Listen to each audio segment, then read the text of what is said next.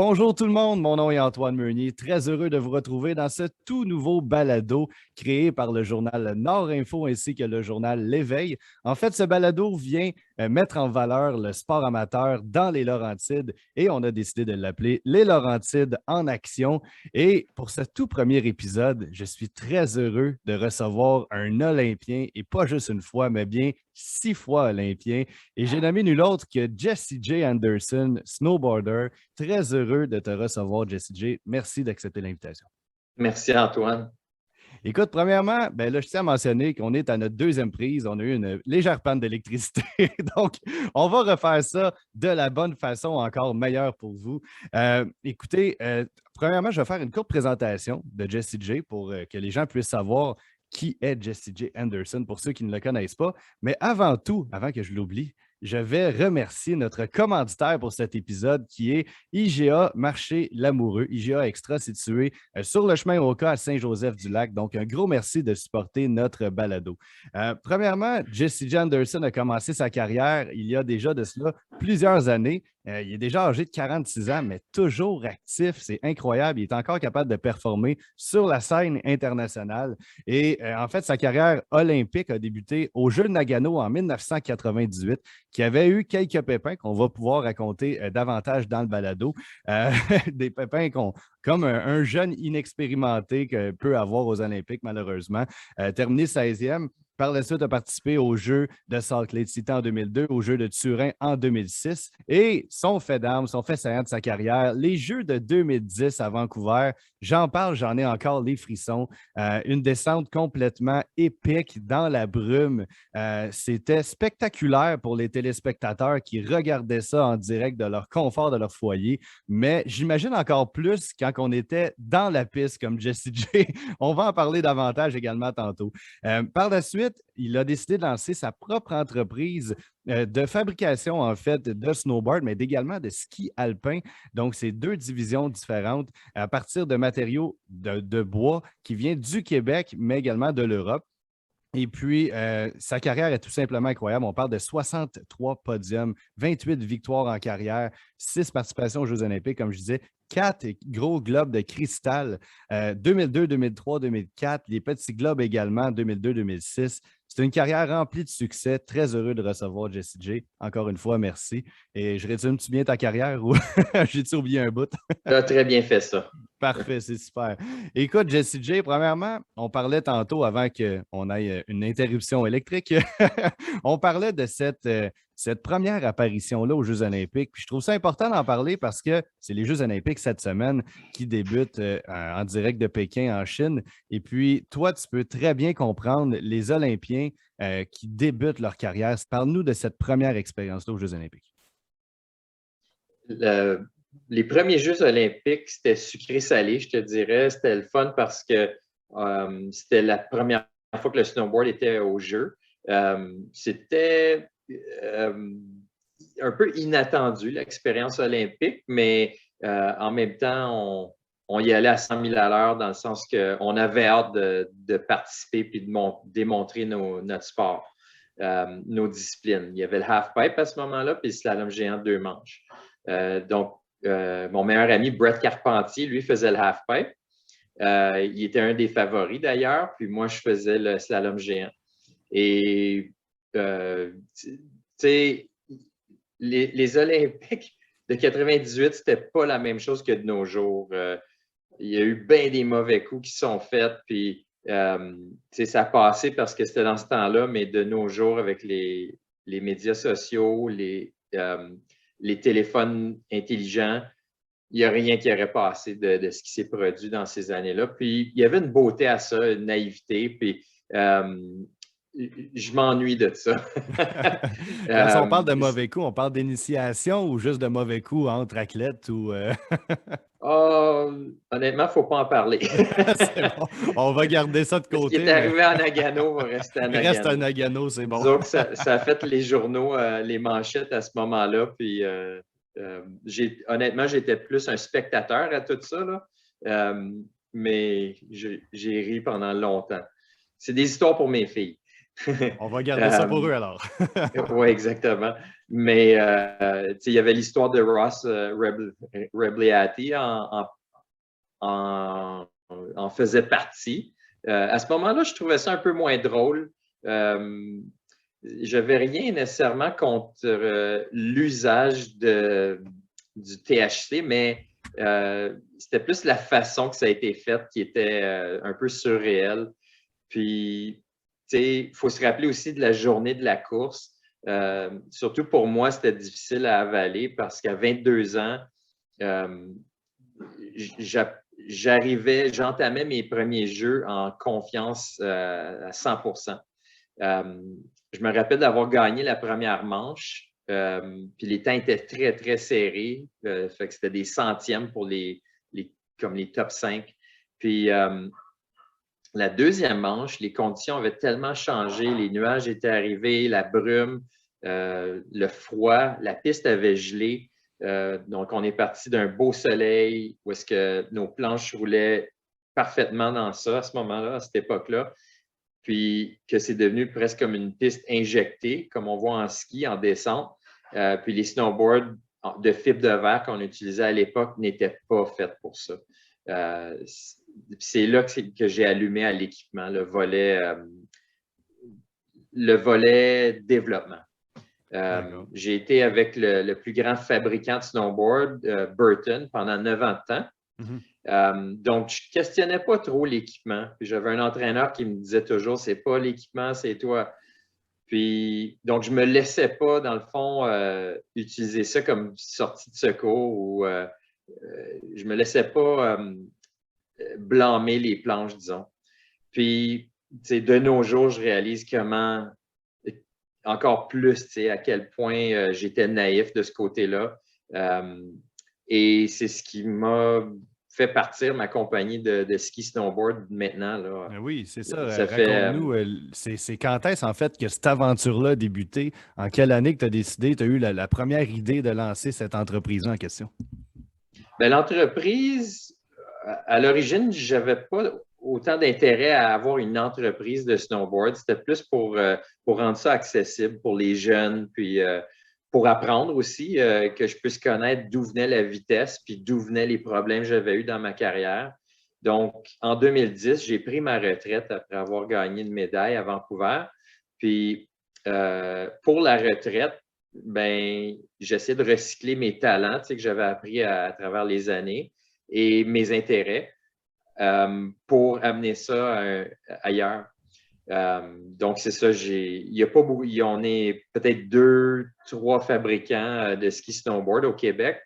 Et le plus gros est dans le coin de Rimouski. Puis, je me suis vraiment fait arnaquer là, pendant 2 ans. J'ai perdu des sommes d'argent faramineuses. Puis, c'était soit que je continue le projet moi-même ou que j'arrête à ce point-là. Et j'ai décidé de continuer parce que j'avais trop de questions à répondre.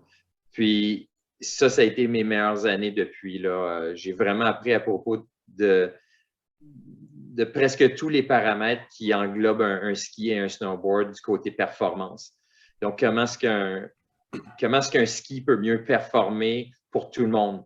Donc, le but ultime, c'était la vitesse, mais à travers l'exploration de la vitesse, tu apprends à propos des composites, soit les métaux, les fibres de verre, de fibres de carbone ou les basaltes, ce que tu voudras, les polymères, les époxys, le bois, les plastiques. Donc, tout ça, les différentes déflexions d'un ski et d'un snowboard pour te donner des résultats en bout de ligne qui font tomber les murs de ce qu'on connaît. Donc, on commence à penser à l'extérieur de la boîte. C'est vraiment de l'exploration. Puis, ça m'a ouvert les yeux à un point tel où est-ce qu'on n'est pas profitable parce qu'on réinvestit tout et même plus dans le développement. Qu'est-ce qui te rend le plus fier de ton produit en question? Est-ce que c'est justement cette qualité-là? Est-ce que c'est le fait que ça utilise des matériaux d'ici, que ce soit toi qui les fabrique? Qu'est-ce qui te rend le plus fier de ton entreprise? Je suis toujours en train de tester. Donc, même aujourd'hui, j'étais sur une paire de skis de mes compétiteurs pour voir les différences.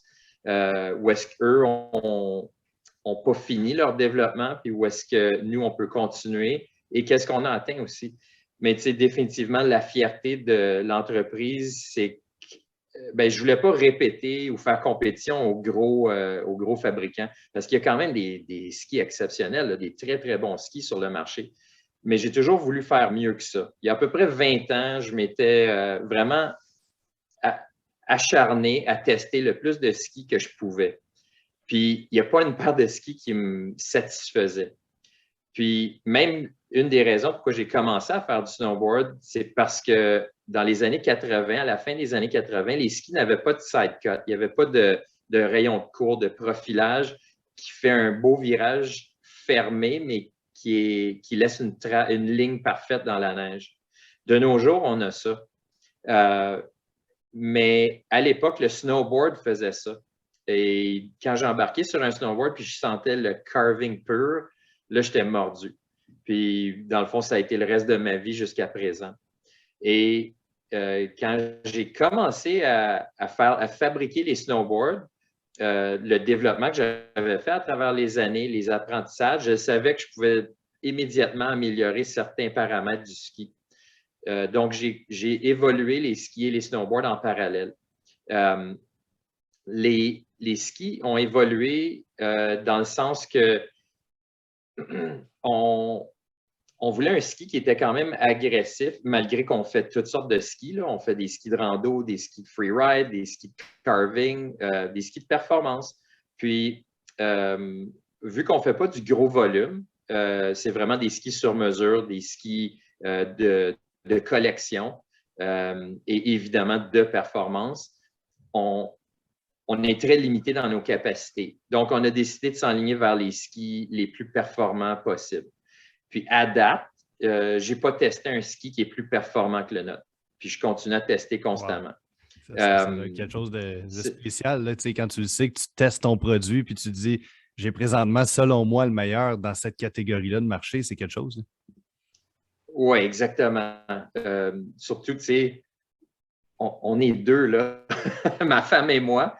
Puis, c'est vraiment juste une évolution. Mais ça ne se fait pas à moins que tu es capable de toucher à tout. La plupart des grosses compagnies, ils ont des ingénieurs qui connaissent bien les matériaux, mais ça ne veut pas dire que c'est des bons skieurs puis qui ont la chance d'aller sur la neige puis d'aller chercher ce qu'ils ont besoin. Donc, ils vont prendre un très, très bon skieur, un skieur de Coupe du Monde ou un moniteur de grande expérience ou juste des athlètes qui aiment faire du ski puis ils surpassent. Mais ces gens-là ne connaissent pas les matériaux. Celui qui dessine le produit, celui qui fabrique le moule, celui qui organise le tout, l'ingénieur. Donc, c'est toi qui fais de A à Z. Comment je t'expliquerais ça? Il y a une grande déconnexion entre ces gens-là. Même s'ils se parlent, ils ne peuvent pas se brancher ensemble pour savoir c'est quoi les sensations et les besoins. Donc, ça prend du temps d'une étape à l'autre. Tandis qu'ici, on est capable de dessiner, développer et fabriquer le côté manufacturier et tester en dedans de quelques jours. Et à partir de ça, l'évolution d'un produit explose en termes de vitesse de développement, surtout s'il y a une motivation Coupe du Monde derrière ça ou une motivation d'apprentissage, une fin là, incessante. Ça, c'est où est-ce que je rentre dans le portrait. Donc, il a fallu que j'apprenne à propos de tous les matériaux, des designs, des programmes de dessin, comment opérer des découpeurs numériques, les procédés de fabrication. C'est sans cesse là, tout ça.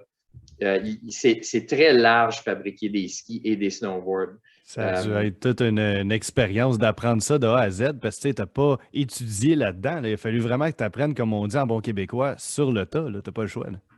Exact. Puis une des motivations, c'était qu'à travers les années, j'ai travaillé avec plusieurs fabricants. J'ai visité des usines, Mais c'est surprenant comment peu d'informations qui est disponible, qui est libre et même que les gens connaissent. Quand je visite les usines, quand je teste les produits, ils sont toujours limités au coût de production comparé au coût de vente. Tandis que nous, on ne l'est pas nécessairement. Et ça fait toute la différence au monde. Quand je vais voir un des gros manufacturiers avec mes produits, disons, parce que j'ai regardé pour faire nos produits, puis ce n'était pas possible. J'ai visité la plus grosse usine au monde. Ça, c'était le manufacturier, c'est Atomic et Salomon. C'est une usine qui fabrique 5000 paires de skis par jour, imagine-toi. Ouais, c'est quelque chose. Oui, tu sais, c'est pas des skis nécessairement haut de gamme, mais c'est des très, très bons skis. C'est ça, c'est des places avec des capacités incroyables, mais les coûts de production sont trop élevés pour un produit comme le nôtre. Donc, ce n'était pas faisable. Encore là, on revient à nous qui fabriquons le produit. Mais le lien direct avec la carrière de snowboard, c'était vraiment le manque que j'ai eu pendant ma carrière de compétition. Bien, je voulais le combler à la fin de ma compétition. Puis là, c'est devenu notre travail parce que c'est tellement complexe. Je ne pouvais pas passer à côté. Donc, même si je voulais le faire temps partiel pour, mettons, coacher un petit peu ou me concentrer plus sur la vente ou me concentrer sur d'autres projets, je peux juste pas. Wow. C'est un méchant beau projet. Ça te permet de faire bien cette transition-là parce que, on le sait, beaucoup d'athlètes terminent leur parcours olympique ou leur carrière en général. On s'entend qu'un athlète, de toi, tu as 46 ans, tu es parmi, on s'entend, les plus vieux de ta discipline. C'est pas mal une exception à la règle. Mais beaucoup d'athlètes terminent leur carrière à 35, 36, 37 ans au maximum. Là, tu te retrouves à un âge qui est quand même très jeune, mais tu n'as pas eu le temps nécessairement d'aller à l'université, d'aller au cégep. Même il y en a qui n'ont peut-être pas le temps de terminer leur secondaire parce qu'ils ont mis tellement d'efforts, puis de temps, puis d'investissement en nombre d'heures dans leur sport respectif que là, ils terminent leur carrière, ils sont un peu perdus. Certains tombent en dépression parce qu'ils ont un peu un syndrome de, ils se cherchent carrément. Toi, dans ton cas, ça t'a permis vraiment de faire une transition, je trouve, saine et bien équilibrée parce que tu restes dans ta passion. Ça reste le snowboard, le ski, et tu peux tester en plus tes produits, ce qui te reste connecté avec ton sport. C'est exact. La transition peut être très douloureuse, mais quand c'est fait progressivement sur 12 ans, là, ça va le mieux. Oui, effectivement. Mais c'est ça, j'avais pris ma retraite en 2010 parce que je me sentais comblé en tant qu'athlète. Honnêtement, je n'ai pas rencontré beaucoup d'athlètes. Si je te sortais un chiffre, c'est peut-être 95% des athlètes qui se retraitent ne sont pas comblés. Il y a une amertume, il y a un manque, il y a un vide. Mais à travers ma carrière, j'ai eu la chance de pouvoir faire les petits checks, tu sais, comme OK, première Coupe du Monde, check. Ça s'est fait à 18 ans sur un circuit qui n'existe même plus, l'ISF. J'ai gagné mon premier titre de champion du monde, encore là, dans l'ISF. Ce n'est pas un titre qui est calculé dans mon palmarès, mais ça, c'était check, check. Puis après ça, les premiers titres les Globes de cristal. Puis en 2010, c'était une médaille olympique. Les titres de champion du monde aussi, dans des disciplines différentes. Mais à un moment donné, quand tu as fait les checks, tu ne peux pas être trop gourmand. Aussi pour un Nord-Américain ou particulièrement pour un Canadien, c'est quasiment impossible de dominer dans un sport européen. T'sais, ils ont les glaciers, ils ont les plus grosses montagnes, ils ont accès souvent à leur porte à des entraînements parfaits constamment tout le temps. Nous, c'est toujours des voyages jet lag, des coûts plus élevés. On est peut-être plus en forme physiquement parce que l'été, c'est ce qu'on fait. Tandis qu'eux vont s'entraîner plus sur neige, ben nous, on va faire des entraînements physiques. Puis aussi, les entreprises supportent beaucoup plus les athlètes européens, les athlètes locaux. On a la chance d'avoir du bon support au Canada, mais quand tu compares aussi de nos jours la valeur de l'euro comparée au dollar canadien, ça fait une grosse différence dans la balance. Ouais. Et pas juste ça, il y a plein de facteurs. Quand tu peux aller dormir chez toi après une Coupe du Monde, c'est pas pareil comme rentrer à un hôtel. Effectivement. Et ainsi de suite. Non, mais c'est certain. Mais toi, est-ce que tu as été obligé de déménager? On pense à Whistler, en Colombie-Britannique, ils ont des très belles montagnes au pays, en fait. Là, au Canada, c'est pas mal parmi les meilleures. Mais est-ce que tu as pu rester, étant donné que tu es natif des Hautes-Laurentides, est-ce que tu as pu rester à Mont-Tremblant ou dans les alentours pour t'entraîner sur nos montagnes d'ici? Bonne question. Il faut vraiment s'immerser dans comment je te dirais, dans un bassin compétitif. Puis à l'époque, au sommet de ma carrière, c'était pas ici.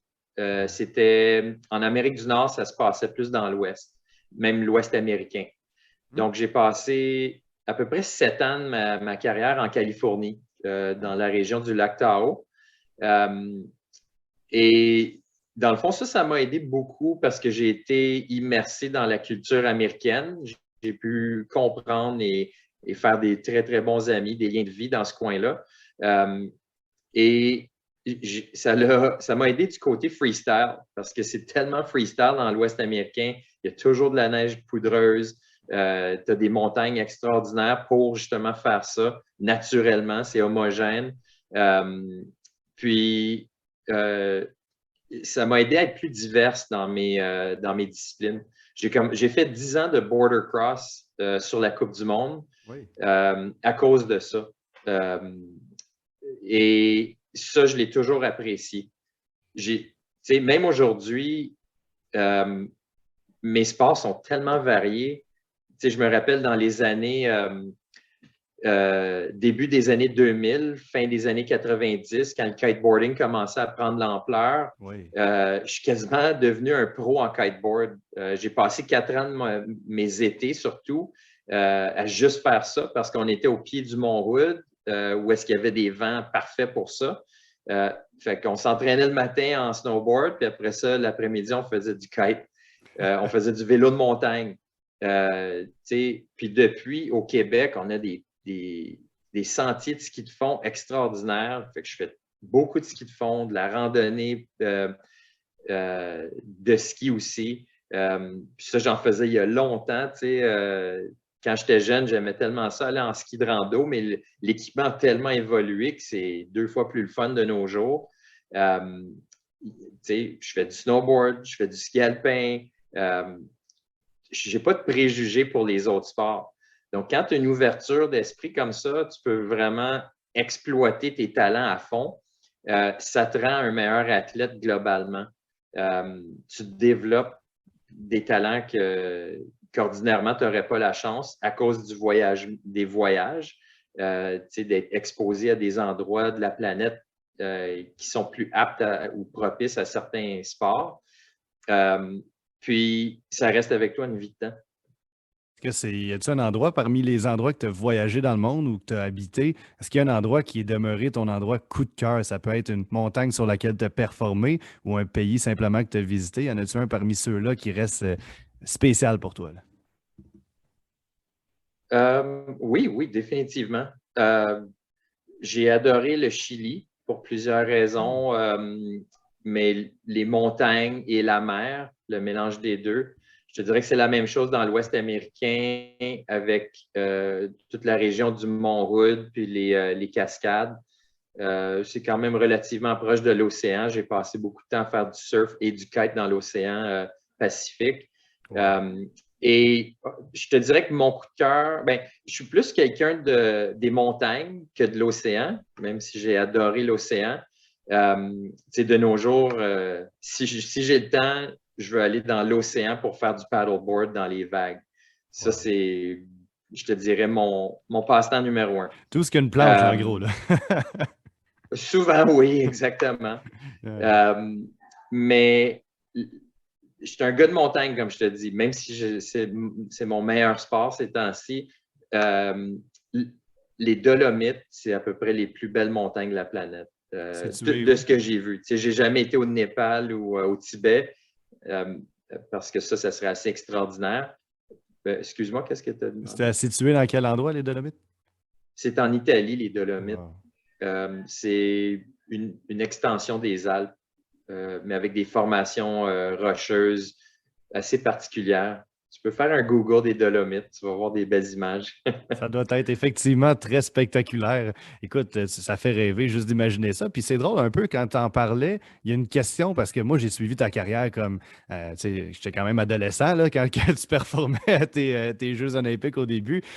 Puis, tu sais, à toutes les fois, je voyais un gars, que ce soit faire du surf ou du snowboard, ou je me disais tout le temps, est-ce qu'il est capable de faire l'expression, faire le switch dans une autre discipline à planche? Est-ce que nécessairement tu as de la facilité en snowboard? Ben, tu es capable de faire du skate, du surf ou paddleboard. Dans ton cas, c'est parce que tu as une passion pour les planches ou c'est vraiment le fait que tu es habile sur ta planche à neige, ben, tu es capable d'être habile dans d'autres disciplines à planche? Ben, c'est sûr qu'en anglais, on dit qu'il y a un crossover. Donc, il y a un parallèle qui peut se faire dans toutes les disciplines de planche. Mais à la base, une des choses aussi qui m'a aidé à faire du snowboard ou qui m'a fait graviter vers le snowboard, c'est le skateboard. J'ai fait beaucoup de skateboard quand j'étais jeune. Puis, mais la première fois que j'ai fait du surf, c'était la même chose.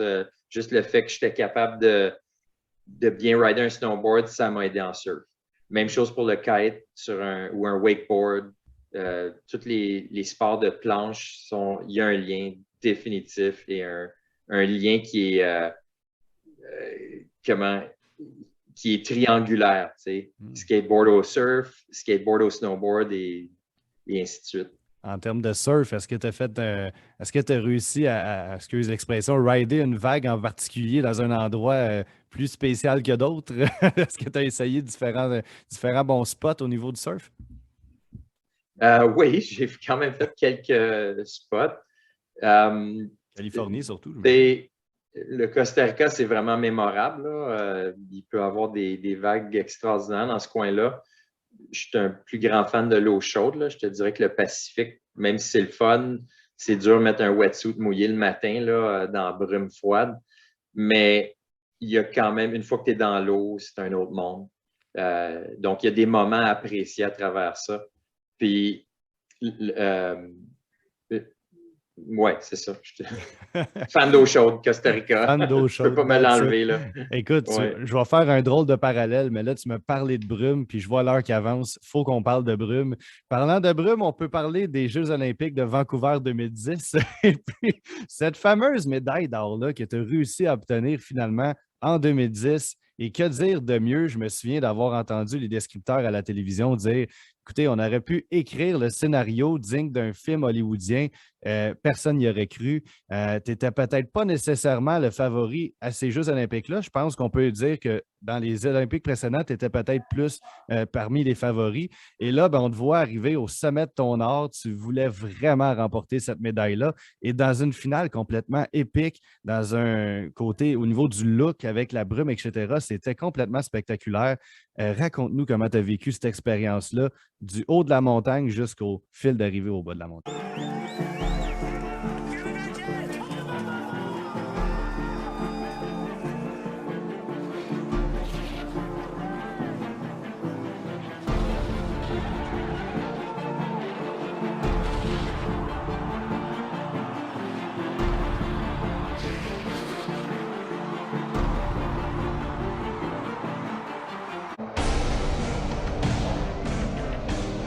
Vancouver, c'est une histoire en soi-même, surtout pour le cheminement qui mène à ça. C'est des défaites olympiques, ça peut être très, très dur. Je te dirais que surtout Nagano, c'était la pilule la plus rugueuse à avaler de ma carrière. Et j'essaie de le résumer, mais je te dirais en bout de ligne, quand tu es jeune, il y a du travail. Il y a du travail qui doit être fait, mais tu vas toujours graviter vers le travail qui est plus le fun. Puis quand je suis arrivé en 2010, toutes les boîtes que je cochais, c'était du travail que je ne voulais pas faire. Entre autres, du développement, entre autres, du travail incessant. Je te dirais que c'était obsessif par moment, puis pas mauvais. Comme j'avais expliqué à mes entraîneurs, parce que les autres trouvaient que j'étais obsessif puis ça dérangeait. Je ne trouvais pas que j'étais dérangeant dans le sens, c'est trop une longue histoire, là, mais je n'étais pas dérangeant dans le sens où je voulais faire du tort, où j'amenais du tort à l'équipe ou l'environnement au sein de l'équipe. C'est plus que je me mettais au défi. Oui, c'est ça. J'étais exigeant envers moi-même surtout, mais veux pas, ça tirait l'équipe vers un sens. C'est juste que quand tu vois quelqu'un qui travaille incessamment comme ça, tu te sens un peu mal de jouer aux jeux vidéo ou d'être assis à regarder la télé quand l'autre est en train de travailler sur ses planches, ses plaques, ses bottes, ses fixations, sa technique, sa psychologie, d'essayer de trouver et d'isoler, même la nutrition. C'est vraiment de cocher des boîtes constamment et d'évoluer. C'est beaucoup plus facile de graviter vers jouer que de travailler, surtout quand tu es jeune. Et c'est là que les gens peuvent trouver que c'est obsessif parce que, tu sais, je me rappelle, on avait un physiologiste qui venait tester notre sang pour l'acide lactique. Puis, je lui avais demandé, puis il testait, tu sais, quelques fois par jour, chaque jour. Puis, à chaque jour, il me disait, toi, tu as besoin de repos, ton taux d'acide lactique est trop élevé, tu sais, tu devrais faire plus de drainage d'acide lactique en faisant du spinning ou des exercices légers après l'entraînement et de descendre de l'altitude parce que quand tu es en altitude, ton sang va manquer d'oxygénation parfois. Puis je lui ai demandé c'était quoi le pourcentage d'amélioration qu'on pouvait avoir si on utilisait ces techniques-là. Puis il disait, je pense qu'on peut aller chercher jusqu'à 0,5% sur le temps, tu sais. Il avait quantifié ça. Ça m'avait impressionné. Mais moi, je savais qu'en travaillant l'équipement, on pouvait aller chercher des pourcentages. Dans mes recherches, j'avais été chercher facilement 2% en 1 an. Et donc, je lui ai dit, OK, je m'excuse, mais je dois continuer la façon que je travaille parce que l'équipement me rapporte plus que le repos ou que la récupération. Et malheureusement pour lui, j'ai prouvé que j'avais raison, sauf que de son côté, il avait raison aussi, parce que ses études lui démontraient des progrès. Mais il faut prendre, comment je te dirais, il faut prendre le plus gros pourcentage comme le plus important, comme le travail immédiat à utiliser ou à continuer. Et à travers ça, tout ce que je pouvais répéter à mes coachs, c'était le dicton olympique qui était Citius Altius Fortius. Plus haut, plus loin, plus fort. Ah, okay. Ça ne veut pas dire tu vas t'asseoir à écouter la télé ou juste t'étirer tranquillement. Ça veut vraiment dire, des fois, ça prend ça, là, veux pas, quand tu fais un burn-out, c'est ça que ça prend. Mais si tu es capable de pousser la note, puis quand tu es vieux, tu te connais mieux, bien, à ce point-là, je savais qu'il fallait que je pousse la note jusqu'à temps qu'il y ait un repos forcé. Mais quand je suis dans un élan de travail, il ne faut pas me freiner. Puis ce qui est drôle, c'est qu'aujourd'hui, dans l'entreprise, c'est la même chose. Mes élans de travail me brûlent.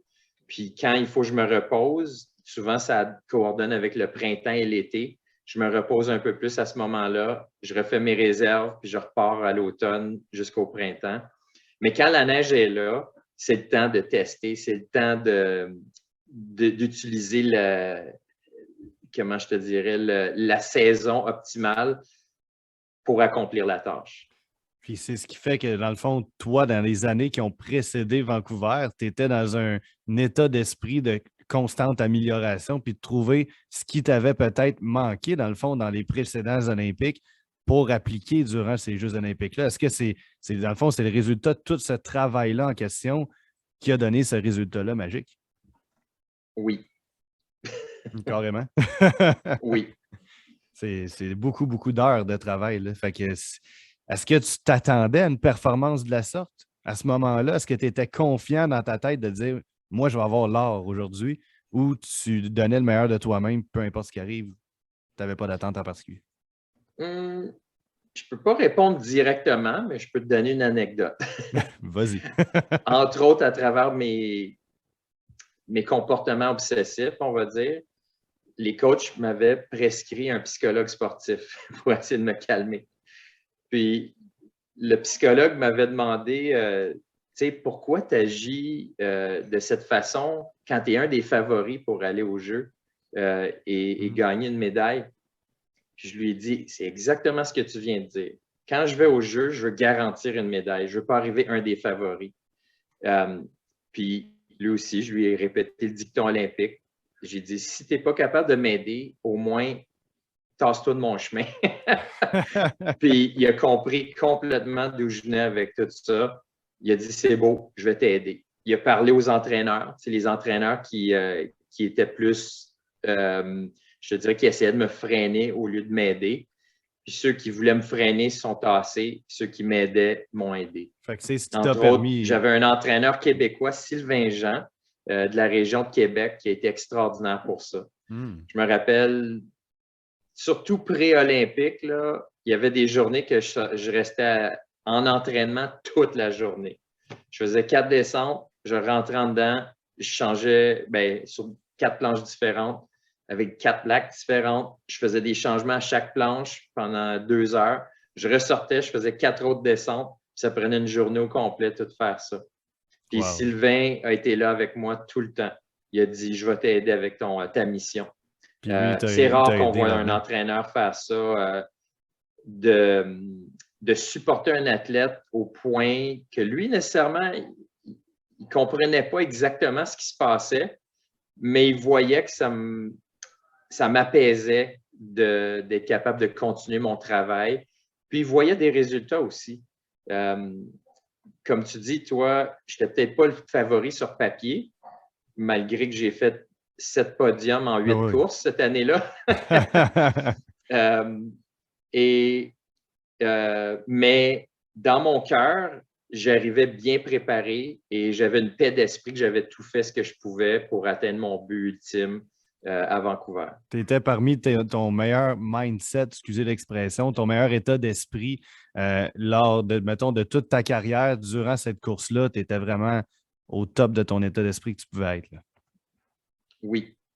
Parfait. Puis au niveau de la vision en tant que telle, est-ce que toi, tu la voyais comme nous, on le voyait à la télévision? Sur la piste, est-ce que c'était aussi difficile d'observer peut-être les portes en question, là, comme on voit nous à la télévision? Oui, c'était misérable. Aïe, aïe, aïe. Je ne sais pas comment tu as fait. Moi non plus. C'est, tu sais, si tu veux une autre anecdote, faut jamais que tu mettes un gros X sur des, comment j'expliquerais, sur des potentiels failles d'entraînement ou sur des potentielles raisons de défaite. Et je me rappelle, mes parents me parlaient d'un athlète en patin de vitesse, Marc Gagnon, que j'ai côtoyé dans le fond au défi des champions en 2011. Il est un gars extraordinaire. Mais lui, ça le stressait quand ses parents étaient aux compétitions. Puis il leur avait demandé de ne pas venir. Je pense que c'était un Olympique, justement. Puis ça l'avait vraiment marqué. Lui, il avait eu de la difficulté avec ça. Mais il a dit, si c'est une source de stress, n'hésitez pas à le faire. Puis souvent, les parrains olympiques, ils vont nous dire ça. Si ça peut devenir une source de stress d'avoir de la famille, des parents ou qui que ce soit aux compétitions, aux Olympiques, demandez-leur, gênez-vous pas, demandez-leur de rester à la maison. Mm-hmm. Puis, à un moment donné, j'en parlais avec ma mère, justement. On faisait une randonnée dans le bois, puis là, on me parlait de Vancouver, puis je disais, ben justement, à propos de Vancouver, tu sais, vous avez été à toutes mes Olympiques, mais je voulais te parler pour celle-ci. Ma mère a dit, je t'arrête là. Je sais ce que Elle tu vas me voulait pas. demander. Elle dit, change ta perspective. Elle dit, on t'a supporté toute ta carrière, On va te on supporter t'a jusqu'au bout. aimé, on est là pour le bien ou le mal, on va t'aimer quoi que ce soit, mais elle dit, change ta perspective parce que je vais être là pour tes jeux. Eux étaient dans les estrades à Puis, Vancouver. oh oui, Wow. même que Ils ont pu j'avais à peu vivre près ça. une vingtaine de membres de ma famille dans les estrades. Ben, ils ont-tu vu Mais quelque à ce chose? C'est plus moment-là, ça. non, il y avait le grand écran, mais on ne voyait rien. Ah là Mais là, à ce c'est fou. moment-là, honnêtement, mon cœur a vraiment, je te dirais, il s'est éreinté lui-même parce que j'ai réalisé sur le champ, en effet, la perspective qu'on a, il faut l'adapter. Donc, si je commence à avoir trop de failles au lieu de beaucoup de possibilités, c'est une perspective. Fait que, je peux voir la pluie, la brume, la pression comme des problèmes, ou je peux les voir comme des opportunités. Mais tout ça a germé de la situation avec ma mère. Elle m'a dit, change ta Wow. perspective. Ça a tout changé. Peut-être c'est grâce Donc, à la elle. perspective est devenue un gros sujet dans ma vie. Le Voilà. gazon est toujours plus vert chez le voisin. Hey, c'est spécial, ça. C'est pas vrai. Ouais. Non, j'ai C'est tellement eu de beaux moments. Mon sport, en réalité, c'est un des plus petits sports olympiques. Il n'y a pas beaucoup de pratiquants. C'est ouais. tellement compliqué, c'est tellement difficile d'accès. C'est extraordinaire à pratiquer, mais il y a trop de difficultés qui l'entourent, notre sport. Puis ça, justement, je pourrais le voir comme une, comment je te dirais, comme une lacune de mon sport, mais je le vois plus comme une chance que j'ai eue de le pratiquer. Parce qu'en réalité, j'ai compétitionné jusqu'à 46 ans, puis il n'y a pas beaucoup de sports où tu peux faire ça. Mais mon sport, c'est un des seuls probablement que tu peux l'amener si loin dans ce style de discipline-là. Et ça m'a rendu une meilleure personne. Définitivement. Ça t'a fait te cheminer à devenir une meilleure personne. Puis toutes ces choses-là, les perspectives que tu nous parlais tantôt, que probablement ta mère t'aura permis de réaliser et on ne le saura jamais. Peut-être que cette médaille olympique d'or-là n'aurait jamais eu lieu si ce n'était pas de cette conversation-là avec ta mère. Mais tout ça maintenant, toutes les choses que tu as apprises au fil de ta carrière, ben, tu peux les appliquer dans ta vie d'aujourd'hui. C'est ça qui est le plus spécial. Puis je pense que c'est ce qui est le plus riche pour un athlète. Toutes ces choses-là, ces apprentissages-là qu'on apprend au fur et à mesure que sa carrière avance. Puis aujourd'hui, ben, ça te fait de toi un homme meilleur. Écoute, en terminant, je vois l'heure qui file, puis je ne veux pas te déranger dans ta soirée davantage des sujets. Est-ce que tu aurais un mot à dire à tous les jeunes athlètes ou futurs athlètes qui nous écoutent présentement, qui habitent les Laurentides, tout comme toi, et qui se disent j'aimerais ça un jour aspirer dans ma discipline en question, aspirer à aller aux Jeux olympiques et peut-être réaliser leur rêve également. Est-ce que tu aurais un conseil à leur donner? On vient de leur donner, c'est la perspective. À part Mais de ça. oui, à part la perspective, c'est sûr que quand on est passionné d'un sport, il y a la détermination et après ça, tu as la tête de cochon. Il y a une fine ligne entre les deux. La détermination combinée avec une créativité fait que tu ne répéteras pas les mêmes erreurs d'année en année quand tu ne retrouves pas le succès. Ce n'est pas juste de continuer, c'est d'évoluer ou c'est d'évoluer. Donc, à chaque fois que tu trouves ton échec ou tes échecs, c'est de persévérer à travers, mais trouver des nouvelles solutions, toujours. Wow. Je pense que c'est le meilleur conseil qu'on peut donner, c'est de bien cheminer, mais de ne pas répéter les mêmes erreurs naturellement, puis d'évoluer dans le bon sens. Fait que je pense que c'est un excellent conseil. Écoute, je pense que ça résume très bien tout ce que je voulais discuter avec toi. Tu es un gars très inspirant, Jessie J. C'est une très belle rencontre que tu m'as fait vivre aujourd'hui. Phénoménal tout ce que tu as réalisé. Cette descente-là aux Olympiques de Vancouver a été marquante pour plein de Québécois et plein de Canadiens qui ont vu ce moment-là avec toi. Et l'émotion qu'on a ressentie lorsque tu as soulevé ta médaille sur le podium, je pense qu'on était plusieurs à partager ton émotion en même temps. Merci, Antoine. Merci énormément de nous avoir fait vivre tous ces beaux moments-là. Et puis, je vais te souhaiter la meilleure des continuités pour le restant de ta carrière parce que ce n'est pas fini. Je pense que tu vas faire en sorte que ta nouvelle carrière, cette obsession-là que tu nous parlais tantôt pour les micro-détails puis de devenir un leader dans cette discipline en question, mais je pense que ça, tu vas pouvoir l'apporter dans ton entreprise et tu le fais déjà. Fait que tu vas connaître encore plus de succès, j'en suis certain. Merci, Antoine. Ça fait plaisir. Alors, j'en profite pour remercier tout le monde d'avoir été à l'écoute pour ce tout premier épisode du balado, le sport amateur, les Laurentides en action, présenté par le journal Nord Info et le journal L'Éveil à Saint-Eustache et Sainte-Thérèse, respectivement. Et puis, je remercie énormément IGA Marché Lamoureux, Chemin d'Oka, Saint-Joseph-du-Lac. Allez les encourager. C'est le temps, on encourage local. On le dit depuis déjà un bon 2-3 ans. Continuez d'encourager local, c'est très important. Et on va cueillir des pommes dans ce coin-là. Justement, oui. On arrête souvent au IGA. Ah ben écoute, le meilleur spot pour acheter des pommes locales, c'est vraiment ce coin-là. C'est Saint-Joseph-du-Lac, ont des vergers incroyables. Et en terminant, est-ce que tu as des points de service, des points de vente, en fait, qu'on peut se procurer tes produits ou c'est simplement sur le site web de ta compagnie en question? On a quelques-uns, un petit peu dans les cantons de l'Est, à OZ, Bromont et à Tremblant. À Tremblant, parfait. Et est-ce que tu as l'intention d'agrandir un peu ces points de vente-là en question? C'est de juste mieux travailler, mieux servir. Notre but, ce n'est pas d'avoir des points de vente en réalité. Je le fais parce que je travaille avec des amis. Les propriétaires de boutiques, c'est des amis. Donc, mais sinon, c'est parce qu'on fait surtout du sur-mesure et c'est un ski de collection. Donc, exactement. C'est pas d'être dans tout le monde a des demandes différentes. Puis, c'est pas que c'est un ski extrêmement dispendieux. Souvent, ils vont se détailler autour de 1300, qui est quand même beaucoup, mais pour ce que tu as, c'est très peu. Effectivement. Mais